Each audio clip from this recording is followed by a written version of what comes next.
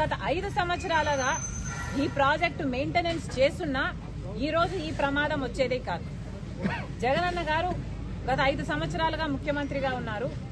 జగనన్న గారు రాజశేఖర రెడ్డి గారి ఆశయాలను నిలబెడుతున్నాను అంటున్నారు.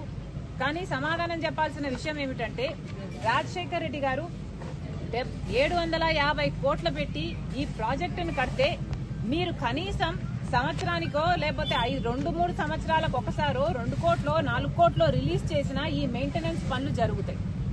కానీ రాజశేఖర రెడ్డి గారు 700 కోట్లు పెట్టి ప్రాజెక్టు కడితే మీకు కనీసం ప్రాజెక్టు మెయింటైన్ చేసే ఇంగితం కూడా లేదు అంటే మరి మీరు రాజశేఖర రెడ్డి గారి ఆశయాలను ఎలా నిలబెడుతున్నారో వైసీపీ నాయకులు సమాధానం చెప్పాలి. రాజశేఖర రెడ్డి గారు ఎంతో చిత్తశుద్ధిగా జలయజ్ఞం తలపెడితే ఈ ప్రాజెక్టు సాధ్యమైంది. 1,00,000 ఎకరాలకు నీళ్లు ఇస్తున్నది. ఒంగోలు పట్టణంతో సహా చుట్టుపక్కల మండలాలకు తాగునీరు కూడా ఇస్తున్నది. మీ పుణ్యమా అని ఈరోజు ఇంతమంది మంత్రులు ఎమ్మెల్యేలు వీళ్ళందరూ ఉన్నారు. ఇక్కడ సంబంధిత మంత్రి అయితే సంక్రాంతి డాన్సులు చేస్తాడంట తప్ప పని చేయడట. ఇక్కడ ఏ మాత్రం మెయింటెనెన్స్ ఉన్నా ఈ ప్రమాదం జరుగుండేది కాదు.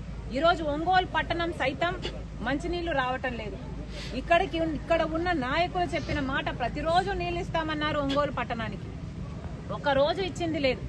ఈరోజు కనీసం 2-3 రోజులకు ఒకసారి కూడా నీళ్లు రావట్లేదు. తాగడానికి నేను చెప్తున్నది తాగే నీళ్లు మంచి నీళ్ల కోసం కూడా ఇక్కట్లు పడుతున్నారు. మరి ఈ పాపం అంతా వైసీపీది కాదా, ముఖ్యమంత్రి గారిది కాదా? వైసీపీ సమాధానం చెప్పాలి. రాజశేఖర రెడ్డి గారి ఆశయాలను కోసం మేము నిలబడ్డాము. రాజశేఖర రెడ్డి గారి సంక్షేమ పాలన మేము అందిస్తున్నామని చెప్పుకుంటున్న మీరు కనీసం రాజశేఖర రెడ్డి గారు కట్టిన ప్రాజెక్టును మెయింటెనెన్స్ కూడా మీరు చేయకపోతే మీరు ఎలా వారసులు అవుతారు? మీరు ఎలా రాజశేఖర రెడ్డి గారి ఆశయాలు నిలబెడతారో మాకైతే అర్థం కావటం లేదు.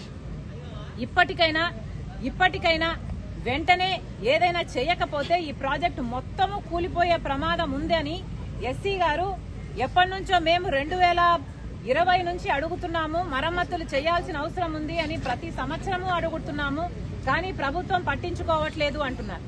ఏ సంవత్సరానికి ఆ సంవత్సరం 1 కోటి రూపాయలు ఇచ్చినా 2 కోట్లు ఇచ్చినా ప్రాజెక్ట్ మెయింటెనెన్స్ అయిపోయేది, ఈ ప్రమాదం వచ్చుండేది కాదు అని ఎస్సీ గారే చెప్తున్నారు. ఎస్సీ గారు చెప్తున్న ఇంకొక విషయం ఏమిటంటే 10 కోట్లు ఇచ్చినా కూడా ఈ రోజు చేయాల్సిన మరమ్మతులు అయితేనేమి రీప్లేస్మెంట్లు అయితేనేమి చేసుకుంటే ప్రాజెక్టు నిలబడుతుంది. లేకపోతే ఈ ప్రాజెక్టు నిలబడే అవకాశమే లేదు, మొత్తం నాశనం అయిపోతుంది, అసలు ప్రాజెక్టు కట్టి కూడా వృధా అయిపోతుంది అని చెప్తున్నారు. కనీసం ఇప్పుడైనా కళ్ళు తెరవండి. వెంటనే చేయాల్సిన పనులు ఇప్పుడు అంటున్నారు. మిర్చి పంట వేసుకున్నామమ్మా, ఇంకో పంట వేసుకున్నాము, మాకు ఇబ్బందులు వస్తాయి, ఫిబ్రవరి మార్చి నెలలో మాకు చాలా ఇబ్బందులు కలిగే అవకాశం ఉంది అని